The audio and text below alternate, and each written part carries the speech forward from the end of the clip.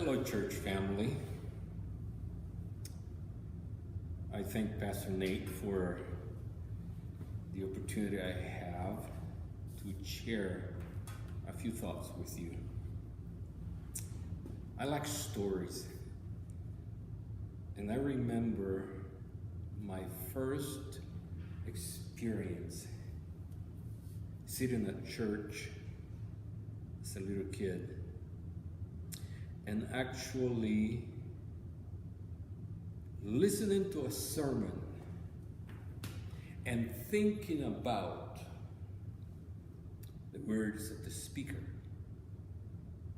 I was perhaps in second or third grade, don't remember for sure, but the sermon told a story.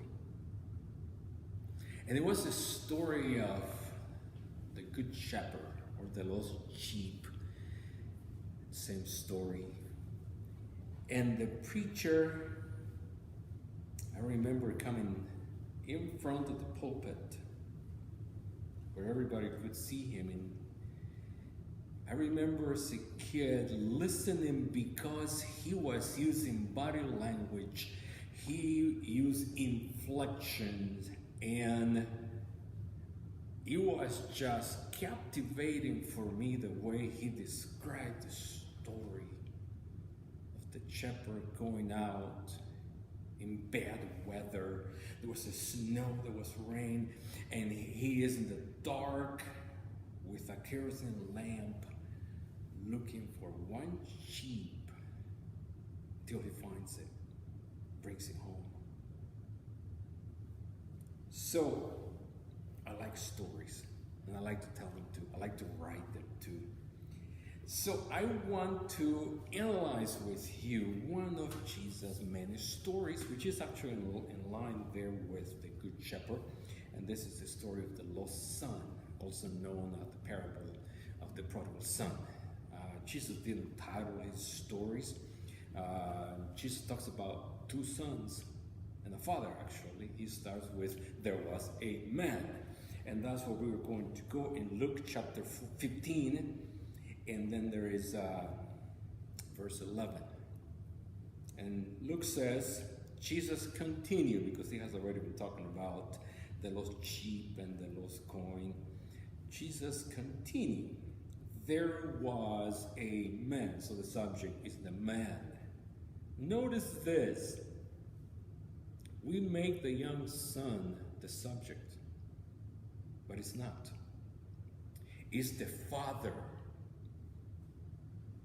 There was a man, subject, who had two sons.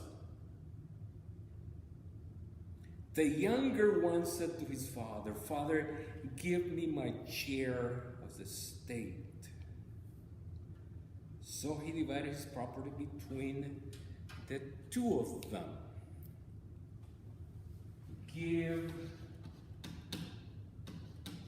me. Give me. And then mine.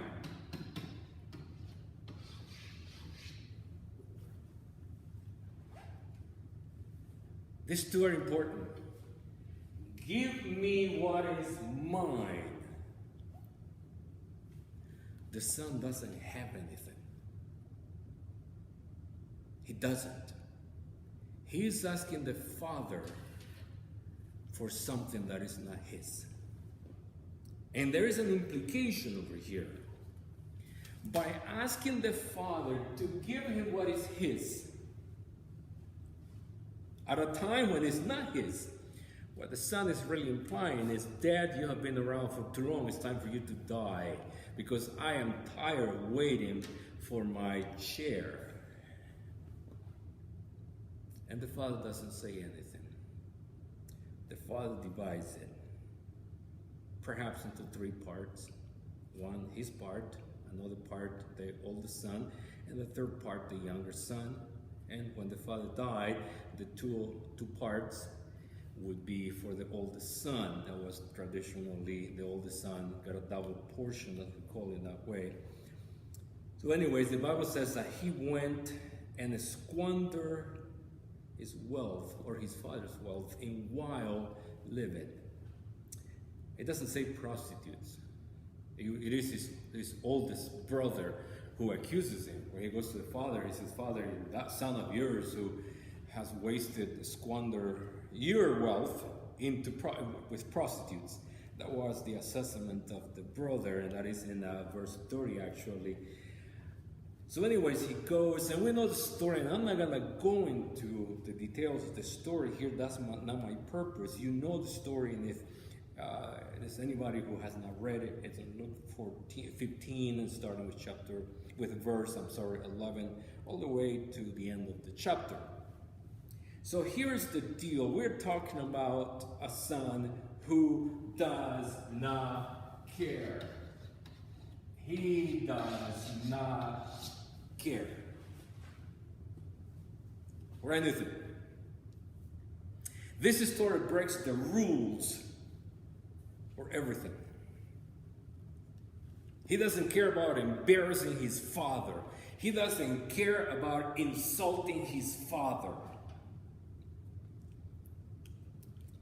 This is the kind of kid that causes the neighbor to whisper under their breath, questioning the father's authority, the father's capacity to raise children, the father's honor as a citizen, as a leader in the community. This is the son that causes neighbors to say things such as, "If I was the father of that young man, I tell you, I would have." And you fill in the blank, what they would have done to teach this young man a lesson, kids nowadays.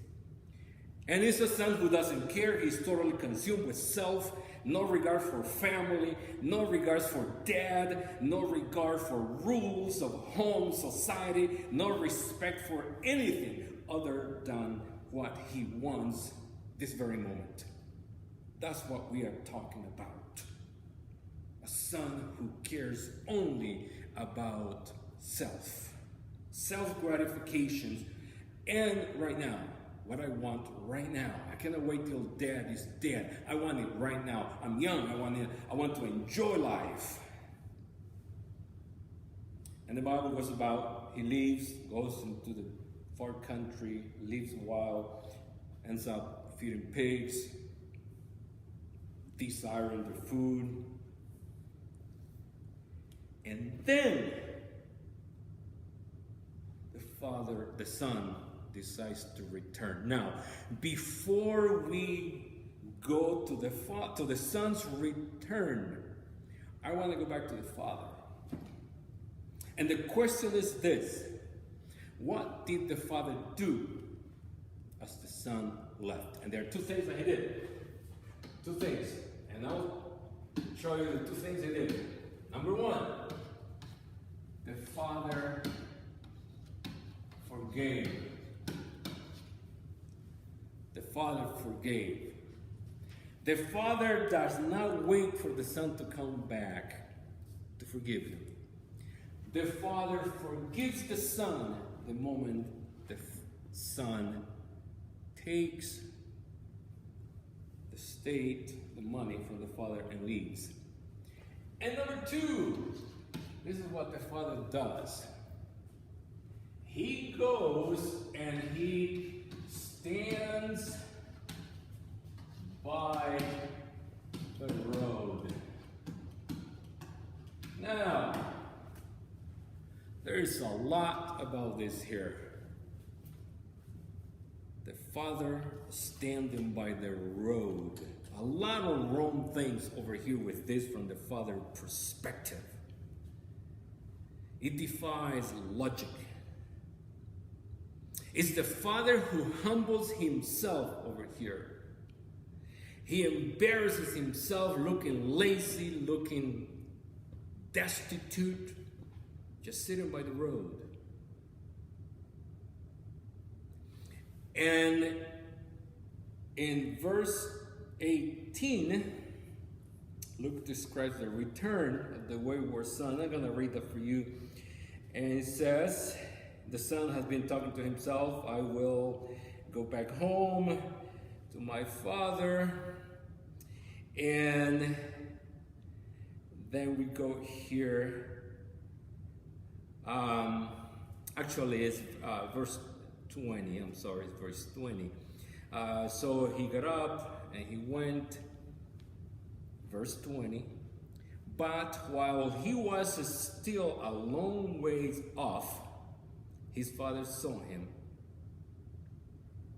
Now think about this. Why does his father seize him when he is a way off? Coincidence? No. The reason the father sees his son as a little spot on the road is because the father has been sitting by the road waiting just for that. And again, let's look at the father here. We're talking about the CEO of a company. He's a businessman. He has a stake to run. Yet, he's doing nothing by the side of the road. And when he sees his son, just think about this, the father in patriarchal society, honor was everything, including the way you greeted people, including the way you conducted yourself. And we find a father that when he sees his son coming, he grabs his tunic, and is not embarrassed to show his bare legs, and he takes off running like a servant. It's not the son running, it's the father running, and throws himself. And this is what the Bible describes. It says that he ran, this is verse 20, to his son, threw his arms around him and kissed him. This is the son who has been sleeping in the pig's pen. He smells like them. He's the son who probably has dry, crusty pieces of pig manure around him. The father takes him, embraces him, kisses him, and probably talks to his ear. So invested is the father on his son that he either does not hear the son's speech or he doesn't care. And we believe he doesn't care because as the son is beginning to give his spiel, the father interrupts him. Pretty much to say, welcome home. Welcome home. 22 says, but thy father said to his servants, he's not even addressing the son, talks to his servants, quick, bring the best robe, take all the rags he has and put it on him, and then we go on with the party and all this. So here is the thing. The son breaks all the rules. The father breaks all the rules. The son breaks all the rules because he does not care. The father breaks all the rules because he doesn't care. He doesn't care for the right reasons. You know that you can be in a situation where you don't care for the right reasons. And that's the situation of the father here. It is easy for us to look at this story from the son's perspective. And that's what we frequently do. Jesus didn't mean for us to be looking at this story from the son's perspective. We're meant to look at it from the father's perspective. And I had 3 points I want to make and I want you to think about. So, we were saying the father is a businessman. He's busy with the affairs of running the state, However, since his son left, he spent his days by the side of the road. Only lazy, do-nothing, foul people spend time doing nothing by the side of the road. So point number one, here's my point number one. The father is not on the side of the road because he has nothing to do, but because there is nothing more important for him to do. I'm going to repeat this. The father is not on the side of the road because he has nothing to do, but because there is nothing more important for him to do. I remember living at home as a young man and going out at night. I was an adult already, and I would go out at night, sometimes come home late. I remember hearing small noises in my parents' bedroom. It would sound like someone going to bed. Forgive my phone, I'm gonna turn this off.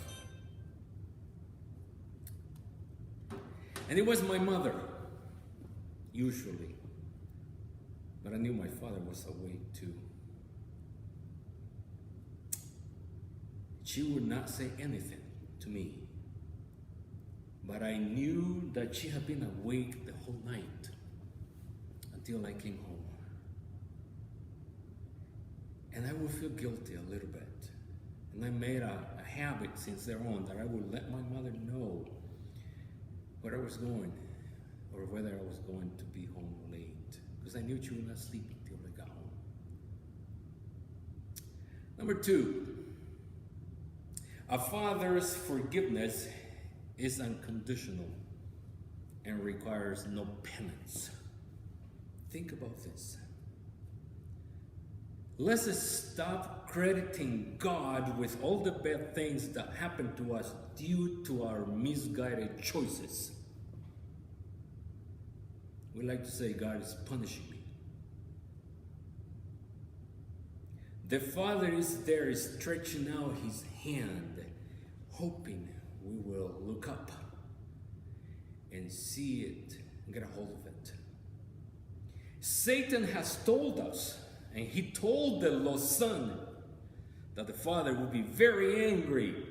So he went about preparing a defense plan. And he was scared. It is not the father we need to be scared of.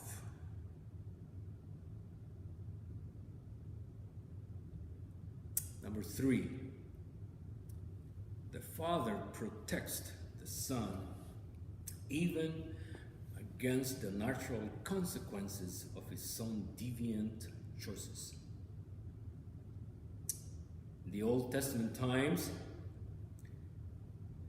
a son would at least be thrown out of the community for dishonoring his father. In cases, the son would be stoned to death for dishonoring the father. Which is the reason the father is by the side of the road, by the way. Just in case somebody sees the son and tries to hurt him. The father is also protecting the younger son from his older brother. For the father, forgiveness is not enough. Restoration is more than forgiveness. And I'm going to repeat this to you. True restoration is more than forgiveness. Restoration is healing. It's embracing the wayward child and holding tight of his hand and leading him home. Restoration is healing and embracing the lost and bringing them home, holding their hands. To say the door is open, you can come back anytime you want is not enough. I think about our young people in our church.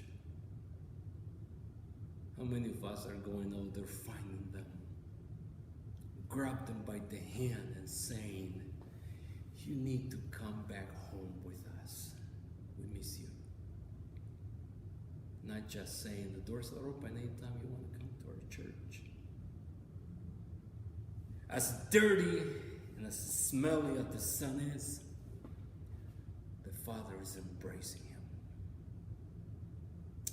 The parallel of the lost son is very uncomfortable for us as Christians when we see it from the Father's perspective.